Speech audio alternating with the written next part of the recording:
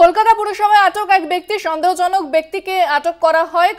পুরসভায় কর্মরত পুলিশ তাকে আটক করে বলে জানা যাচ্ছে। আরো বিস্তারিত জানবো, ফোনে রয়েছেন প্রতিনিধি দুর্গাদাস বন্দ্যোপাধ্যায়। দুর্গা, সেই ব্যক্তির কি বক্তব্য, কেন সে সেখানে ঘোরাঘুরি করছিল?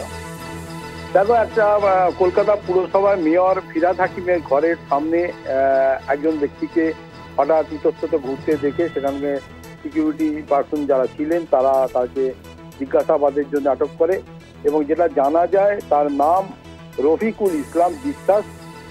তার কাছ থেকে যে ডকুমেন্টগুলো পাওয়া গেছে তার মধ্যে অন্যতম ভারতীয় পাসপোর্ট পাওয়া গেছে এবং তার যে নথিপত্র পাওয়া গেছে আধার কার্ডের সঙ্গে, সব থেকে বড় কথা তার যে পাসপোর্ট তার কোনো মিল পাওয়া যাচ্ছে না।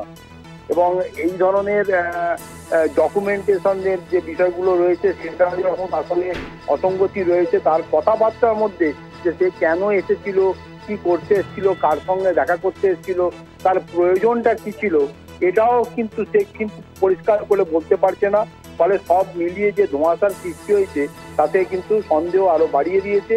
ফলে তাকে নিউ মার্কেট থানায় নিয়ে যাওয়া হয়েছে, তাকে আরো জিজ্ঞাসাবাদের জন্যে তাকে আটক করে রেখেছে কলকাতা পুলিশ। যদিও রফিকুল ইসলাম যাকে আটক করা হয়েছে সে বলছে যে বাংলাদেশি বলে তাকে ফাঁসানোর চেষ্টা করা হচ্ছে বলে সে অভিযোগ করছে বটে, কিন্তু তার পরিচয়পত্র, তার আধার কার্ডের সঙ্গে পাসপোর্টের যে অমিল এবং সে কি কারণে এসেছিল পুলিশের কাছে সে তার সদুত্তর দিতে না পারায় কিন্তু তাকে সন্দেহজনক ব্যক্তি হিসাবে ট্রিট করা হচ্ছে কলকাতা পুলিশের পক্ষ থেকে। আরো জিজ্ঞাসাবাদ করা হবে।